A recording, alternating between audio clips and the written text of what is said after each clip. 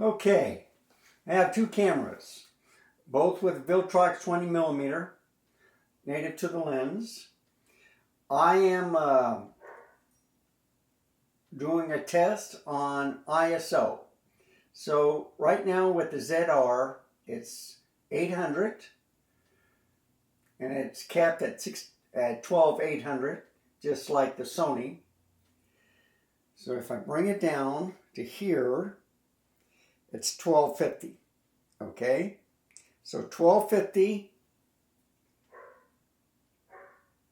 and 800. Now let's try the Sony.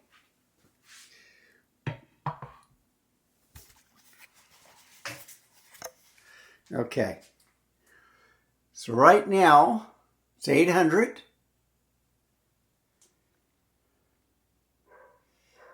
But it's 1600 on the carpet. And then it just went to 1600. If I come back here, it's 800.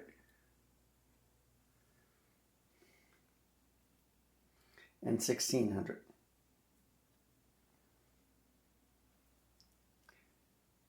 Interesting. Okay. Both at 4K 60, okay? Aperture priority, and it's both at f2.8, both 10-bit 422, 0 exposure compensation, automatic white balance.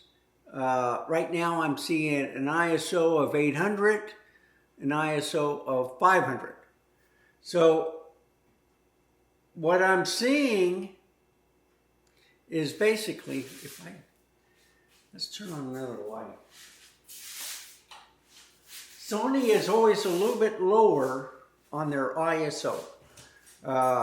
When I had it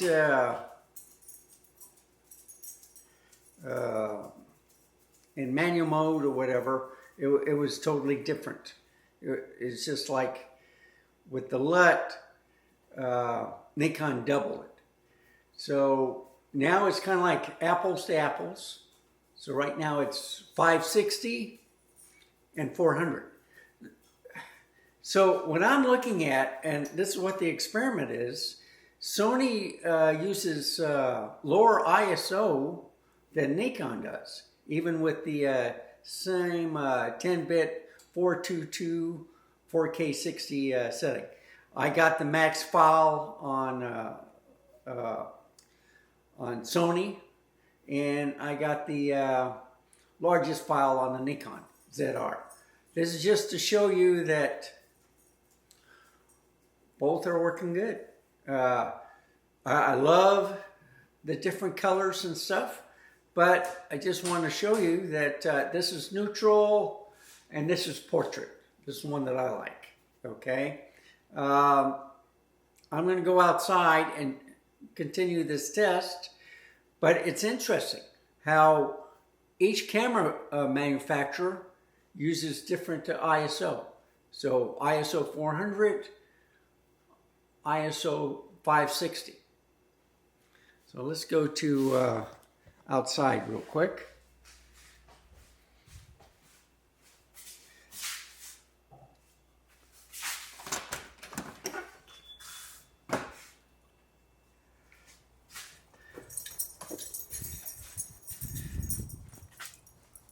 Oh.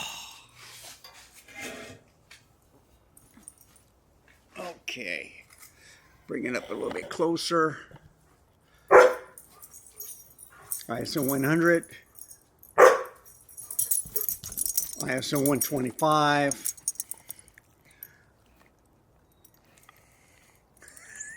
No, I'm busy. I'm working here. No. Oh, yeah, hey, big cam. No. No means yes to him. So, look, I'm busy. So the ISO is at 160. Here, it's at 100. On the Sony, it says 1632 or 1600 shutter speed. Here, it's 1500. So that could be the thing, is the shutter speed. Okay, so now it's at 1400. No, and this is at 1500. 1000. 1-800, 500, 642. Yeah, so if you go in shade and stuff like that, there is a difference. So right now, 1/500,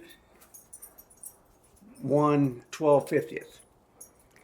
And this is both an aperture priority. They just, each camera system does something different.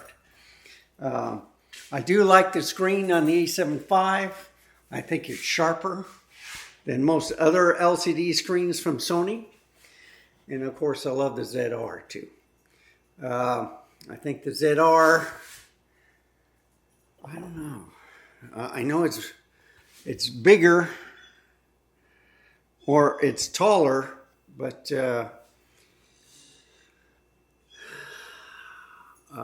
A7V is wider or bigger depth, okay? But on the wideness, it's shorter. So anyway, what do you think? Pictures look good. I'm pleased with both of them. Remember, never trust the LCD screen. Always look at it at post and you get a better representation of what the video looks like. But you just try and match it as best as possible. So anyway, let me know in the comments what you think. Thank you for watching. Remember, stay safe, keep smiling, and I shall see you next time. Bye, folks. Have a wonderful day. So, this is now ISO 800, and it's not like 2000 or whatever with the lights off with the Sony A7V. Just to prove my point, this is aperture priority. So now I'm going to put it in a log format, and the internal voice recording in the camera is excellent. I don't have a microphone or anything, it's just an internal microphone. I've always been impressed with the A7V, and I can see the little box in my eye. The screen is very sharp and clear, and now I'm going to put it in the light. And the ISO is at 800. If I get closer, back, yeah, it's staying there. I do see it move a little bit, like to 1000, depending if I move or not. But yeah, it stays at 800. And this is ISO 1250 now with the LUT. And how do I look? So I've been wanting to see this also. So the ISO is at 1250, 1000. It's supposed to be a flexible ISO. So this is using the LUT. And the autofocus is spot on. I can see a box around my eye. If I move a little bit to there, it's on my right eye. It stays there. If I move like this, it goes to the left eye. Let's see if it does the old trick. No, you have to do it like that. So it's sticky. So that's another thing I like about the Sony. All right, that should take care of 4 more videos. Bye, folks. Have a wonderful day.